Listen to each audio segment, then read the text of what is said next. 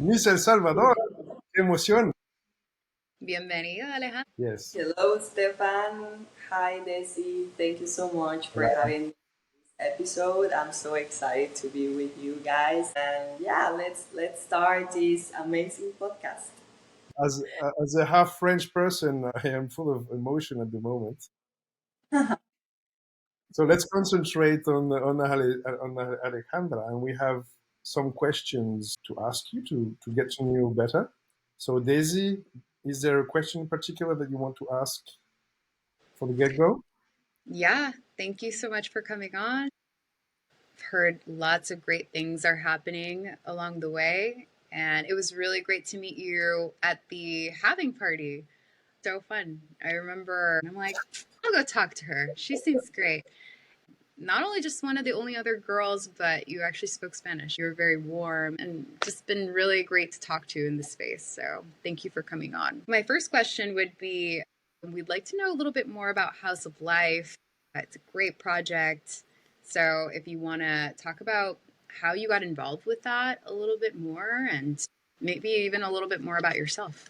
Of course, thank you so much, Desi. And yeah, I do remember exactly when I met you in the having party, and I was so happy as well to meet finally a Latina woman. So yeah, I think we definitely did like a connection, and I love to have met you, and I'm grateful and thank you again for having me in your podcast.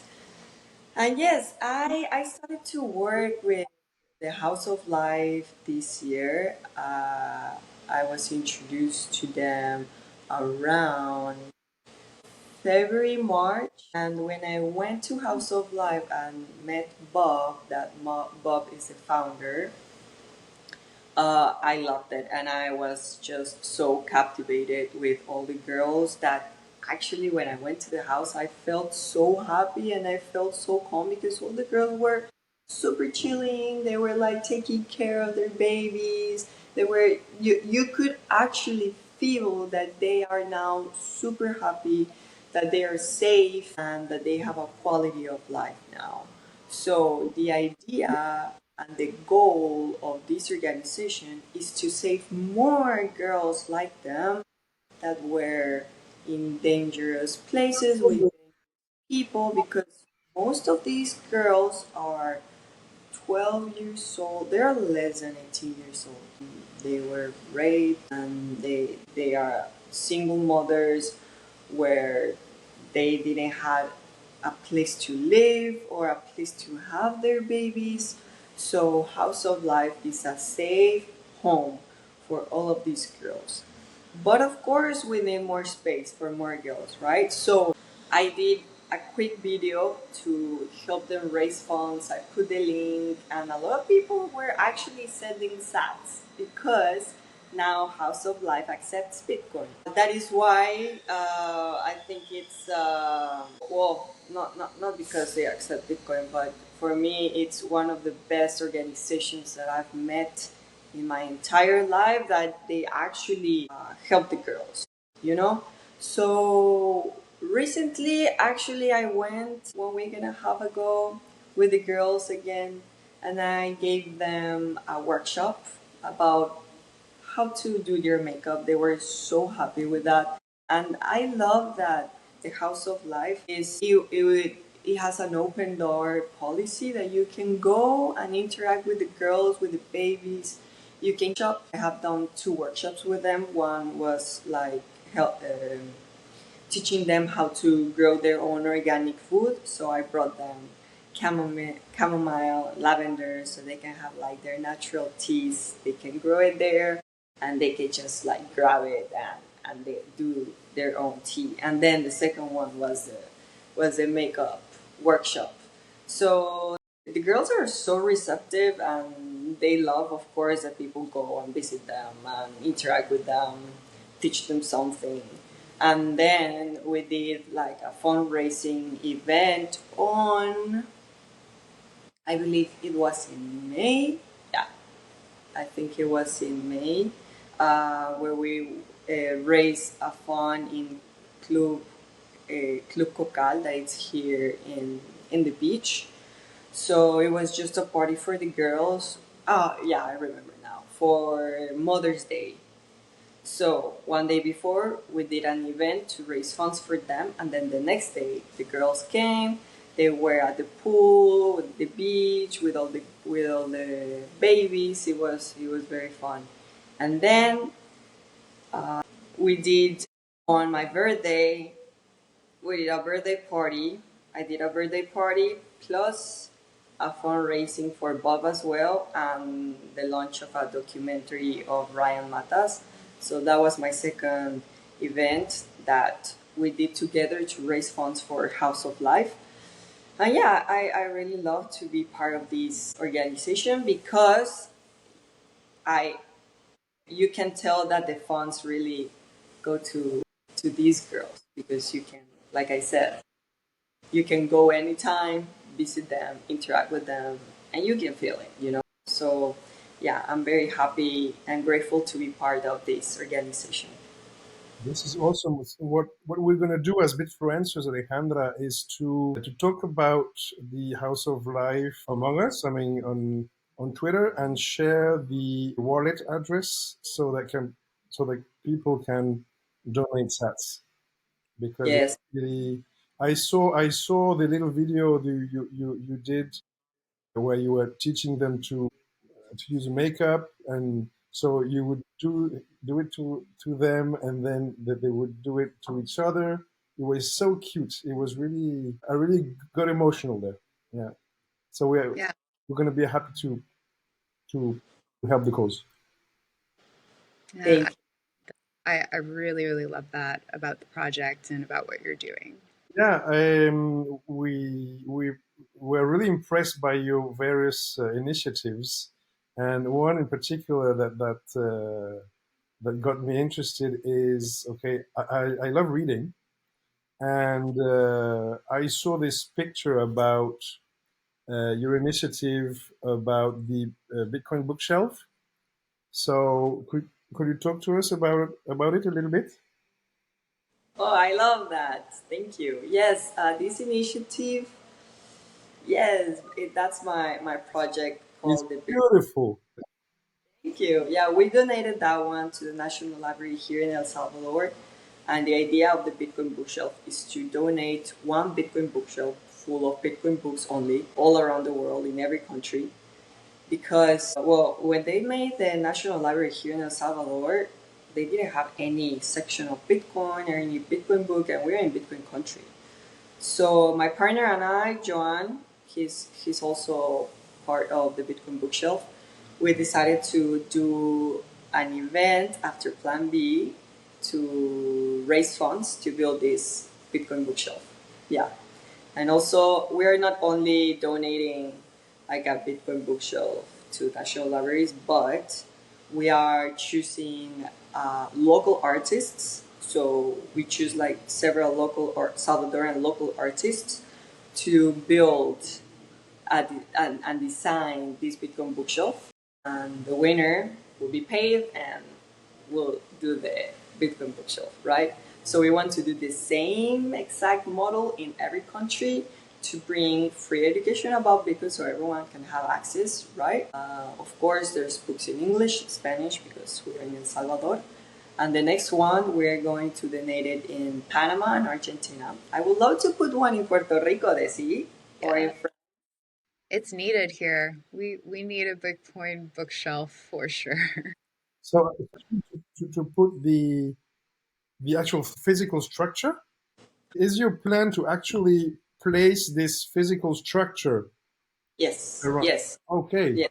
In every country, it will be a different design. Like always a B, but different design. So the one in Argentina, we want it to be maybe of metal, like different material, maybe different design, depending on the country. We want to like grab the culture and maybe build something around the culture and donate it in maybe in a national library or in a university. We can also do in private places.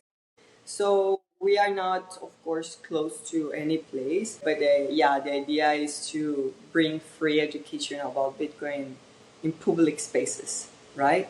I love this initiative. To be honest, I when I put the first Bitcoin bookshop in the national area, I was like, wow, I want to do this all over the world. I really enjoyed it, and yeah, if you are interested in putting one in your country, we can talk about and we can definitely make one because at the end, the idea and the goal is to make one in every country.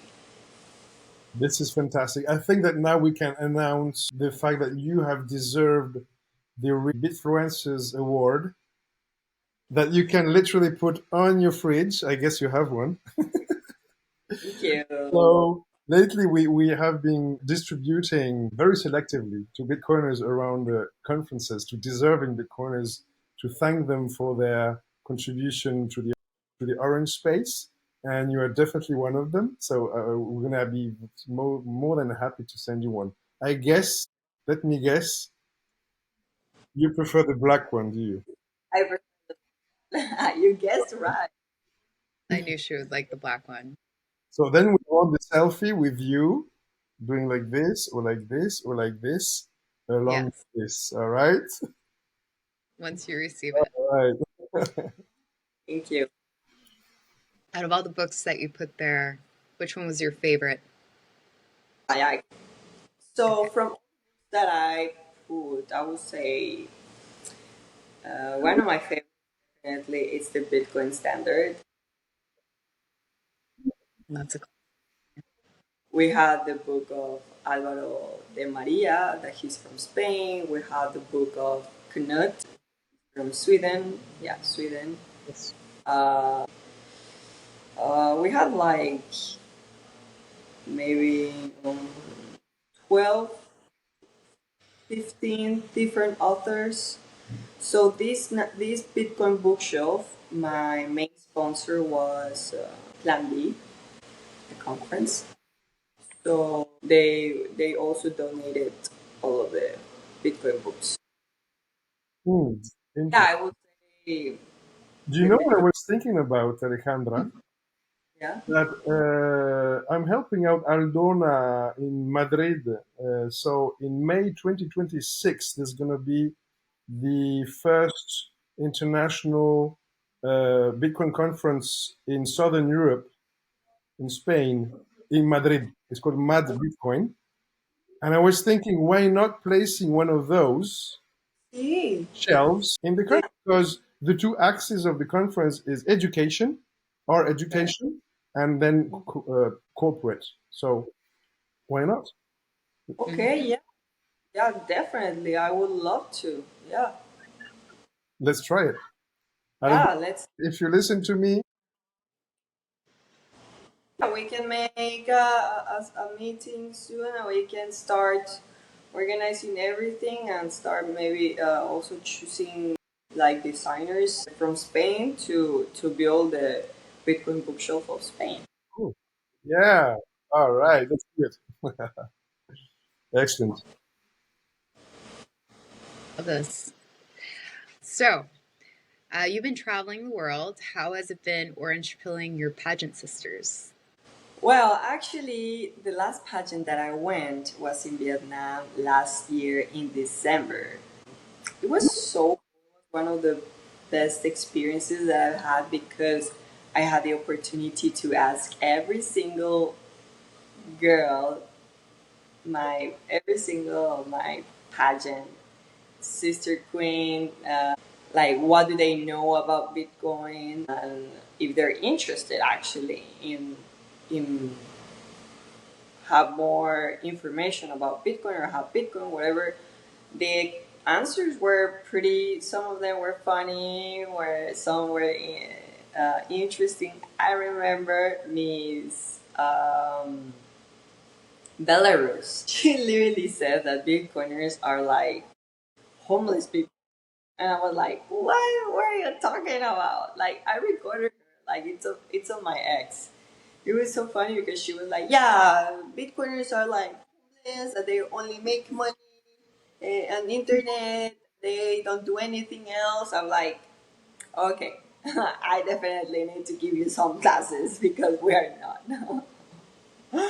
And example, India, I remember she was like, in my country it's illegal, so I don't wanna have like she was of course so into the fiat world because she was like, I wanna follow the rules that the government says, and the government says that Bitcoin it's illegal and then it's for bad things and only like bad people use it to buy and sell illegal stuff, and I'm like, okay. So she's like, for me, she was like a sheep, you know, something like, okay, whatever. Yeah, yeah, yeah.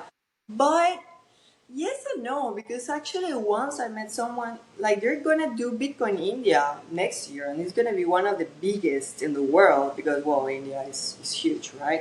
Yeah. So, I was like surprised when she told me that because actually, she was kind of smart from all the girls in the pageant, but I guess she didn't want it to break the rules, or I don't know. Like, Not a lot of people understand Bitcoin. yeah, yeah, it definitely it's a lack of education. So I did talk a little bit about her, like how Bitcoin works and why is it important to have it. But there's like some people that they're just like to be blind, and it's hard for them to take the the the blindness. Or, I don't know how to say, the mask off. The fiat filter. Huh? Yeah, The fiat filter. yeah, yeah.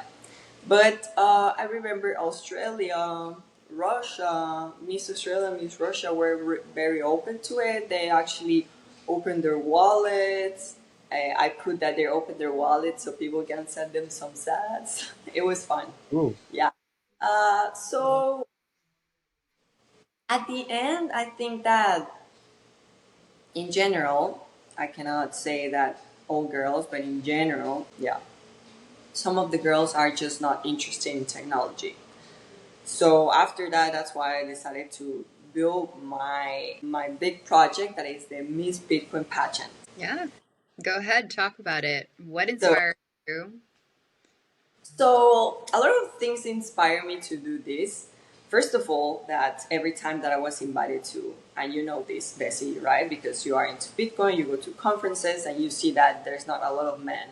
I'm sorry, a lot of women uh, in the community, right? So why? Because women are just not interested in technology, and it's nature. It's normal, Like women, we like go shopping, we like traveling, we like lifestyle, we like other things that women likes.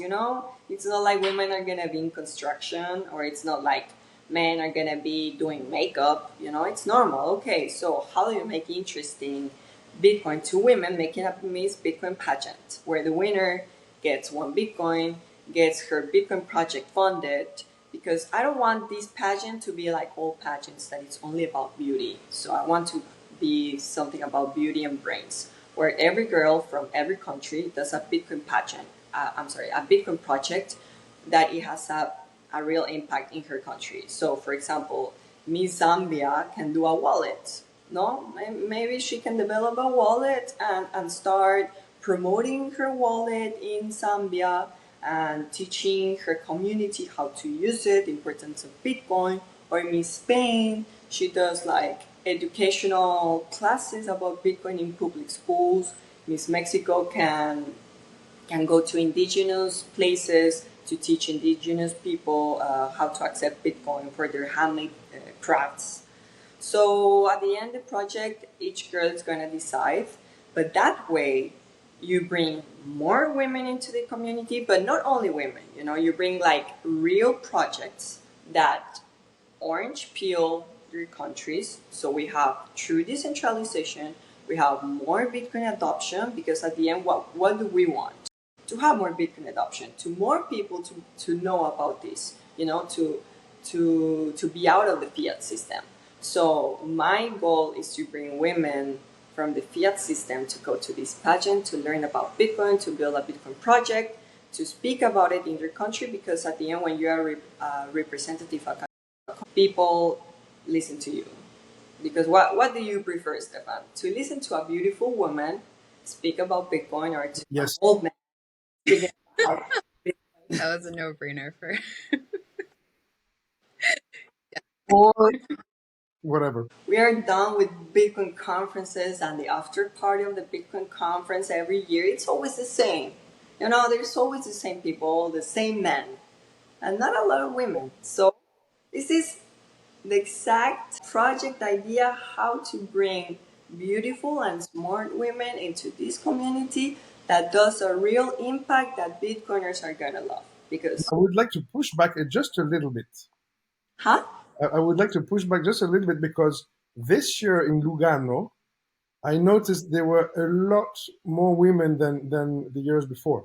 And Oh, we're definitely seeing a lot more women coming in. it was a really good signal. And I wanted to ask you two questions relative to this marvelous initiative, which is so Bitcoin pageant. Is are you going to do it in El Salvador? And the second question is, will the candidates, let's say, do they have to be Bitcoiners or not necessarily? No, No. no, no, no. Okay. Okay, yeah. The idea, okay, so maybe I'll do it in El Salvador. That I don't know yet. The idea is to make this pageant in a different country every year, just like Miss Universe. Yes, if you're already in Bitcoin, of course you can join. Everyone is invited, you know. But of course, I want like girls that are not into Bitcoin so they can learn about Bitcoin. They can be like in this community and teach other people about Bitcoin that are not into Bitcoin. Because if we want true decentralization, we need people from the outside, not people that are already in. But yes, this is gonna be open for Bitcoiners and not Bitcoiners, and the people and the women that doesn't know anything about Bitcoin. We're gonna give them Bitcoin classes during the year so they can learn and they can develop their project. So there's gonna be national directors. You know, it's gonna work just the exact same as Miss Universe. That Miss Universe has national directors in every country, and the national director is the one in charge of preparing the girl, of choosing the girl in the respective country. No, so when I went to Miss Universe El Salvador, I competed with other Salvadorans, and we had a national director that he was the one in charge of us, and he did the pageant in El Salvador. He chose, well, the judges chose me, and then he was the one in charge of preparing me to go to Miss Universe, preparing me with a runway, with public speaking classes of everything, having my all my outfits ready and all of that. You know, like to be perfect to go to Miss Universe. So the idea of every national director is to teach the girls about Bitcoin and prepare them to go to the Miss Bitcoin pageant. Go Go ahead. ahead. Yeah. So, do you have a date already, or is it just the beginning of the project, or? Well, I'm thinking of doing it after a big conference. So people that are already there, they just like the last day of the conference, they go to the Miss Bitcoin final to see who's gonna be the next representative of the beauty in Bitcoin. Let's do it in Madrid. Maybe May 2026 is a bit too far away, but why not? Oh no no no! Might be actually too close. You said a year? How much time do you need to prep for this Well, project? I need to get to have girls sign up first. I would like to have maybe like 80 countries, 90 countries, something like that. I need to see where it's gonna be at the venue because before the final day, there's a concentration of. Mine was 10 days when I went to Miss Universe, but it could be 5 days, 2 weeks, 1 month, whatever. I'm thinking maybe doing 5 days. In those 5 days, there's interviews with the girls. There's going to be a debate about a topic or some news that are going on that time, like important topic. And then to see who's a leader, you know, because you want someone that is a leader that can inspire and that can go to. I want her to go to all the Bitcoin conferences to talk about her project and to talk about like Bitcoin, you know, and how important it is. But at the end, maybe not only to Bitcoin conferences, but to schools around the world to speak about Bitcoin, you know, to fiat places where she can bring awareness and she can bring more people into Bitcoin. So that will be the main idea because Not to talk to Bitcoiners, they're already Bitcoiners, but to people that are not into Bitcoin, you know. So during those 5 days, I want to have a debate. I want to have like a gala dinner, photo shoot, maybe go to a place where they accept Bitcoin so they can. There's gonna be a Miss Bitcoin wallet where they will use it so you can vote for your favorite one. Also do interviews, and then the preliminary is 2 days before the final, where you kind of also choose which ones are going to be on the top, and then the final day. So yeah, around like maybe 5 to 7 days, something like that. And what I need is, yeah, to recruit. Sí, así se dice, reclutar. Recruit. Yes, I think maybe Madrid might be a good place for her to test something out. Sí, sí, sí, sí.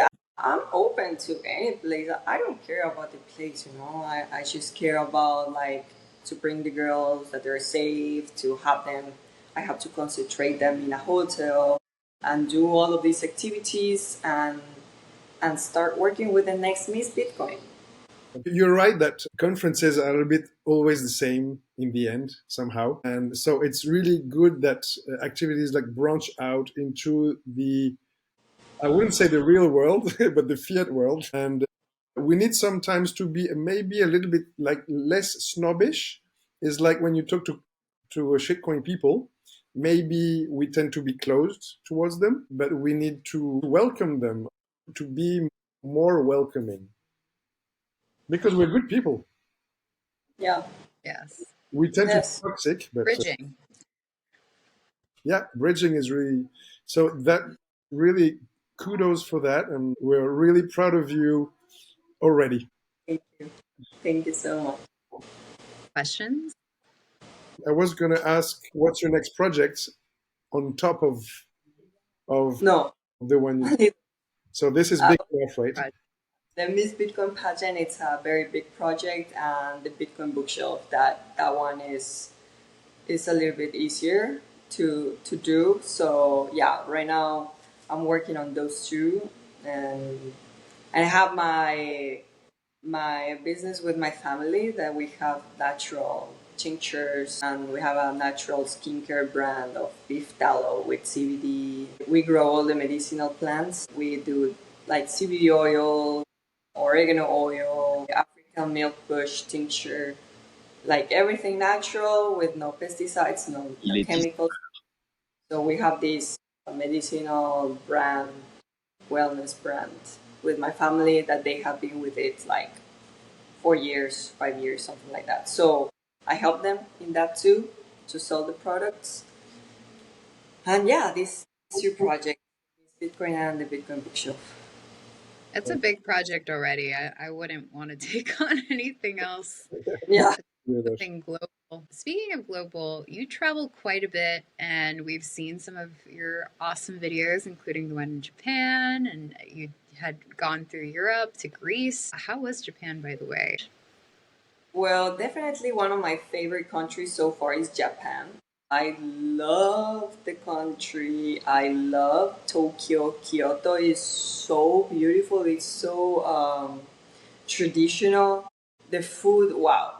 I'm not saying about Japanese food like sushi, nigiris, like everywhere. Like you go to an Indian place, it's delicious. You eat a hamburger, it's delicious. Everything was so good because the quality of their ingredients and of the food is so good, like so rich.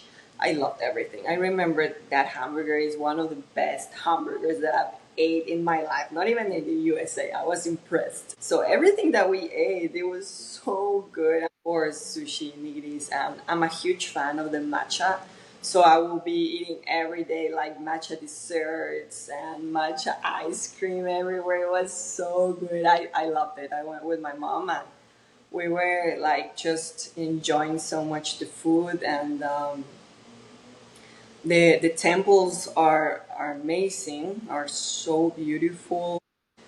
Everything is so organized, so clean. They sell so many cool stuff. It's really fun. I loved Japan.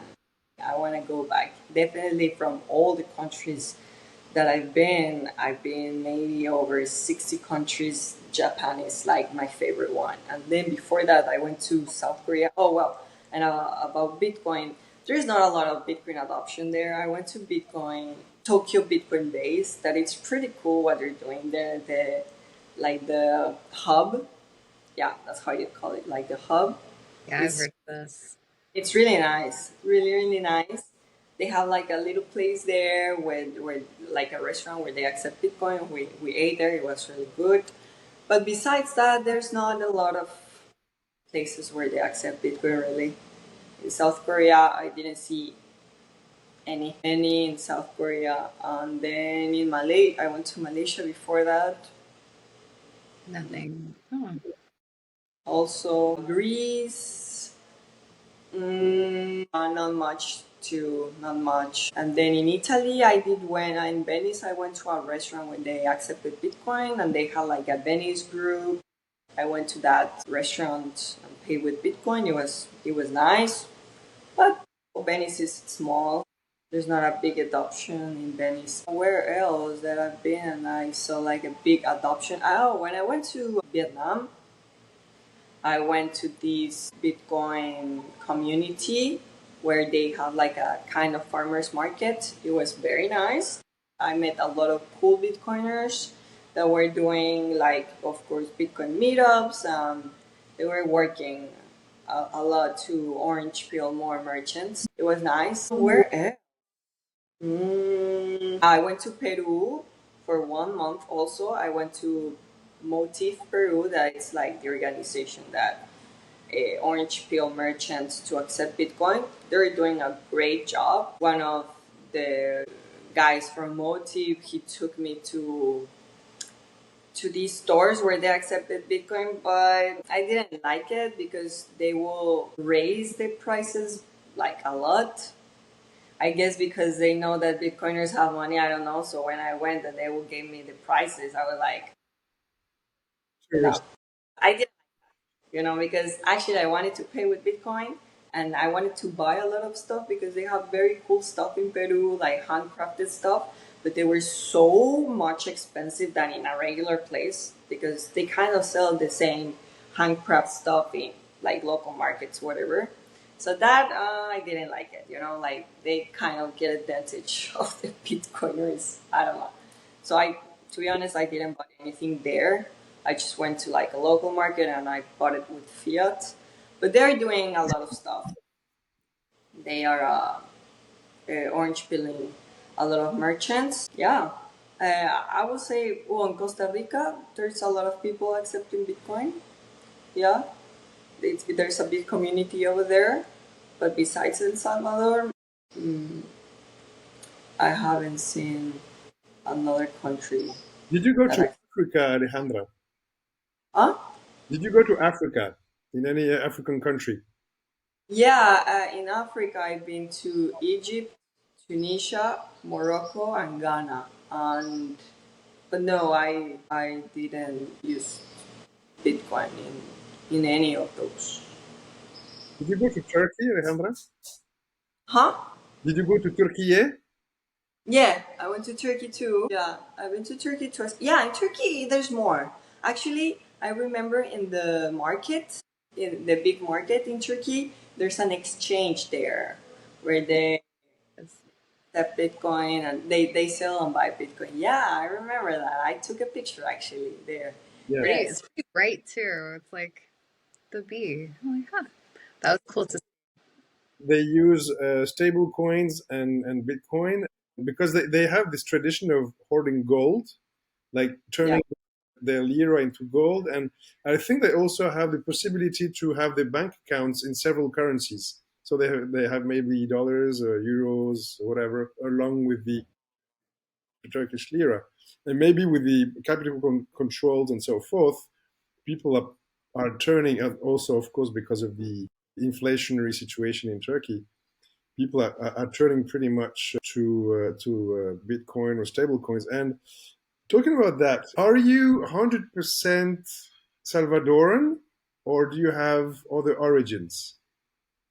Yes, my mom is Mexican, so my my mom is Mexican, but my grandparents are not Mexican. So I will say I have a little bit more blood, more Salvadoran blood than Mexican, because my grandparents from my dad's side are Salvadorans, all of them. But Okay. my mom, grandmother, she's like from Romania. Yeah, and then she flew from World War II to Chicago because Chicago has one of the biggest Romanian communities.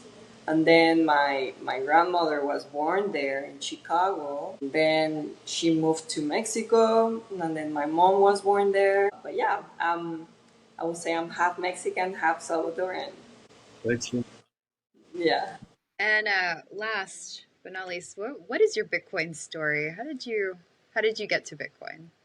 Well, when I was in university, I went to the University of Texas in McAllen, and my friends were telling me a little bit about not only Bitcoin but crypto, like Ethereum and like those other cryptos. And I remember I was like gambling in some of them. I didn't know anything.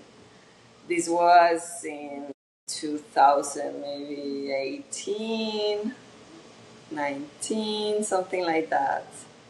And then when I went to Miss Universe, I wanted to show something different as my national costume because every year at Miss Universe you see like the national flower, the traditional clothes, the national food of El Salvador. So I wanted to show something different. And my country made Bitcoin legal tender 2021. I went in 2022, so I was like, I'm gonna make it about Bitcoin, but I was not that involved in Bitcoin at that time. I was like 100% focused on like preparing myself to go to Miss Universe.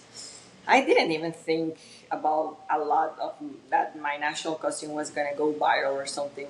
So when I wore the Bitcoin dress, I became viral. A lot of people started to like interview me and invite me to come to Bitcoin events, conferences, and that's where I started to learn more and more and more. And I saw that it had a lot to do with what I was.